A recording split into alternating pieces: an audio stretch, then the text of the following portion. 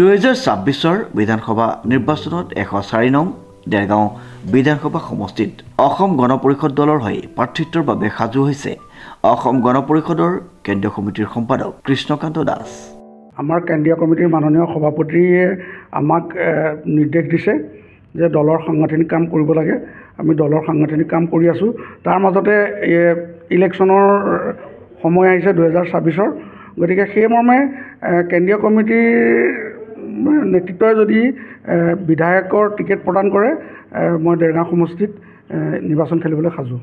আপুনি অলপ আৱেগিক কৰিয়ে দিছে যে মই হাইস্কুলত থকা অৱস্থাৰ পৰা ছাত্ৰ সন্থাৰ লগত জড়িত আছিলোঁ। উত্তৰ পশ্চিম যোৰহাট আঞ্চলিক ছাত্ৰ সন্থাৰ মই সহকাৰী সম্পাদকৰ পৰা গৈ সম্পাদক হৈছিলোঁ, সভাপতি হৈছিলোঁ, ডিষ্ট্ৰিক্ট আছিলোঁ। তাৰ পাছতে মই অসম অনুসূচিত জাতি ছাত্ৰ সন্থাৰ জিলাৰ সভাপতি আছিলোঁ। তাৰ পাছতে সদৌ অসম অনুসূচিত জাতি ছাত্ৰ সন্থাৰ চিফ অৰ্গেনাইজিং ছেক্ৰেটাৰী হৈছিলোঁ আৰু বিভিন্ন ধৰণৰ অনুষ্ঠান প্ৰতিষ্ঠানৰ লগত জড়িত আছোঁ আৰু দীৰ্ঘ সময় ধৰি ৰাজনীতিৰ লগত জড়িত আছোঁ। গতিকে সেইটো এটা অভিজ্ঞতা বুলি মই ক'ব পাৰোঁ।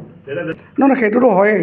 আচলতে আমি এটা কথা আমি বুজি পাওঁ যে ৰাজনীতিটোৰ বিধায়ক বা মন্ত্ৰী হোৱাৰ লক্ষ্যটোৱে আচল কথা নহয়। ৰাজনীতিৰ জৰিয়তে আমি সমাজ সেৱা কৰিব লাগে, সেইটো মনোভাৱেৰে সেইটো লক্ষ্যৰে আমি দীৰ্ঘ সময় ধৰি ৰাইজৰ লগত জড়িত, ৰাইজৰ বিপদৰ আপদ আৰু সকলো সময়তে দুৰ্যোগ আমি সকলো সময়তে ৰাইজৰ লগত আছোঁ। মানে আশাটো কৰিছোঁ, কিন্তু কেন্দ্ৰীয় কমিটিৰ সিদ্ধান্তৰ ওপৰতে সকলোবোৰ নিৰ্ভৰ কৰিব।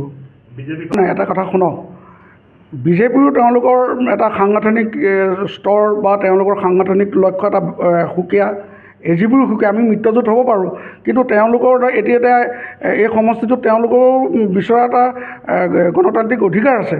গতিকে তেওঁলোকৰো কেণ্ডিডেট ওলাইছে, আমাৰো কেণ্ডিডেট ওলাইছে, কিন্তু গোটেই কথাখিনি নিৰ্ভৰ কৰিব দুয়োটা দলৰ শীৰ্ষ নেতৃত্বই যি সিদ্ধান্ত লয় তাৰ ওপৰতে নিৰ্ভৰ কৰিব।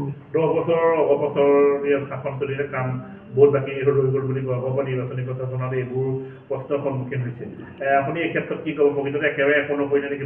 নাই, তেনেকুৱা নহয়। মইতো আগতো কৈছোঁ যে কাম যথেষ্ট হৈছে আৰু বাকী থকা কামখিনি পৰৱৰ্তী সময়ত আকৌ আৰম্ভ কৰা হ'ব। মই সমস্যা, প্ৰথম কথা হ'ল কি ৰাস্তা পদূলিৰ কথাটো আছেই। 2 নম্বৰ কথাটো হ'ল কি বান গৰাখহনীয়া এইখিনি আছে। 3 নম্বৰ আৰু আটাইতকৈ গুৰুত্বপূৰ্ণ কথাটো হ'ল যে নিবনুৱা সমস্যা। নিবনুৱাসকলক ইয়াত আপোনাৰ মেট্ৰিকটো বাদ দিয়ক, আপুনি higher secondary, graduate, master degree আৰু বিভিন্ন টেকনিকেল ডিপ্ল'মা প্ৰাপ্ত যথেষ্টখিনি আমাৰ যুৱক যুৱতী আছে। তেওঁলোকক আচলতে কেনেকৈ এডজাষ্ট কৰিব পৰা হয় সেইটোৰ ওপৰত গুৰুত্ব দিব লাগিব। আৰু 4 নম্বৰ হ'ল আমাৰ পৰ্যটন ক্ষেত্ৰত আমি গুৰুত্ব প্ৰদান কৰিব লাগিব। আমাৰ নিগেটিং দলক মাননীয় মুখ্যমন্ত্ৰী ডাঙৰীয়াই কৈয়ে গৈছে যে তেওঁ এইবাৰ মানে অহাবাৰ তেওঁ নিগেটিং দলটো সজাই পৰাই তুলিব। গতিকে এইখিনিয়ে দেখা গৈছে দেৰগাঁও। নহয়, সেইটোতো চিন্তা চৰ্চা কৰি আছে আমাৰ নেতৃত্বই, আমাৰ চৰকাৰখনে। মানে পৰৱৰ্তী সময়ত ইয়াত মানে ৰাষ্ট্ৰীয় পৰ্যায়ৰ কলেজ খোলাৰ ব্যৱস্থা কৰি আছে। আৰু এটা দেৰগাঁৱত মানে অসুবিধা দেখা গৈছে, দেৰগাঁৱত এখন সুসংগঠিত মানে খেলপথাৰ নাই। আছে নিউফিল্ড বুলি এখন আছে, কিন্তু তেনেকুৱা কোনো হেৰি নাই, মানে গেলাৰী নাই, পেভিলিয়ন নাই।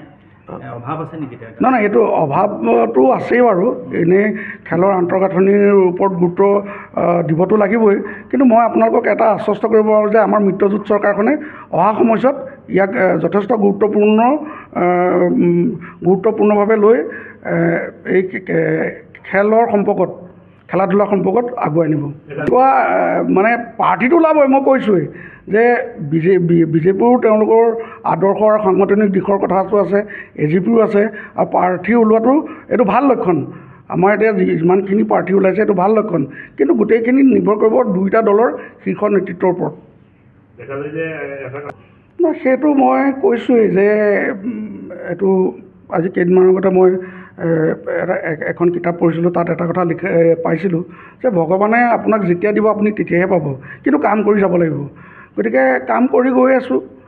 গতিকে সময়ে কেনেকৈ লয় সেইটো তাৰ ওপৰতে নিৰ্ভৰ কৰিব। আৰু এটা কথা নাই তেনেকুৱা নহয়, কামটো মইতো কৈছোঁৱেই যে কাম যথেষ্ট হৈছে আৰু বাকী থকা কামখিনি আৰম্ভ হ'ব।